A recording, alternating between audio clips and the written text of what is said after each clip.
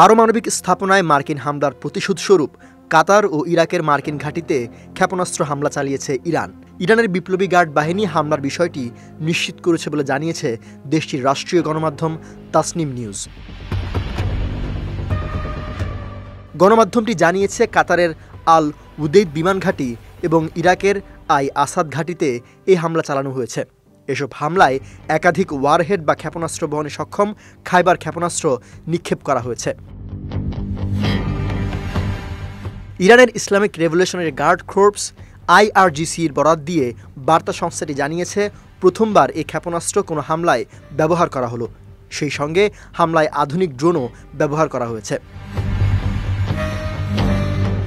তবে ইরানের চালানো হামলায় কেউ হতাহত হয়নি বলে দাবি করেছে পেন্টাগন। পেন্টাগন বলছে, ইরান স্বল্প ও মাঝারি পাল্লার ব্যালিস্টিক ক্ষেপণাস্ত্র ছুড়েছে। বিমান ঘাঁটিতে ইরানের মিসাইল হামলার খবরের পর মার্কিন প্রেসিডেন্ট ডোনাল্ড ট্রাম্প হোয়াইট হাউসের সিচুয়েশন রুম থেকে পরিস্থিতি পর্যবেক্ষণ করেছেন।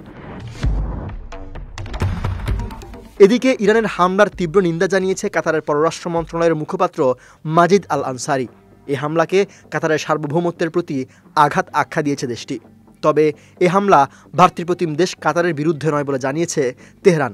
এছাড়া মার্কিন ঘাঁটি লক্ষ্য করে ইরানের চালানো হামলার কঠোর সমালোচনা করেছে সৌদি আরবও। শনিবার দিনগত রাতে ইরানের 3 পারমাণবিক স্থাপনায় হামলা করে যুক্তরাষ্ট্র।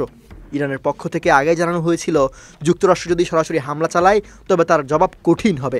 অন্যদিকে যুক্তরাষ্ট্রের প্রেসিডেন্ট ডোনাল্ড ট্রাম্প মঙ্গলবার ভোরে ইরান ও ইসরায়েলের মধ্যে যুদ্ধবিরতির ঘোষণা দিলেও ইরান বলছে তারা যুদ্ধবিরতির কোনো প্রস্তাব পায়নি।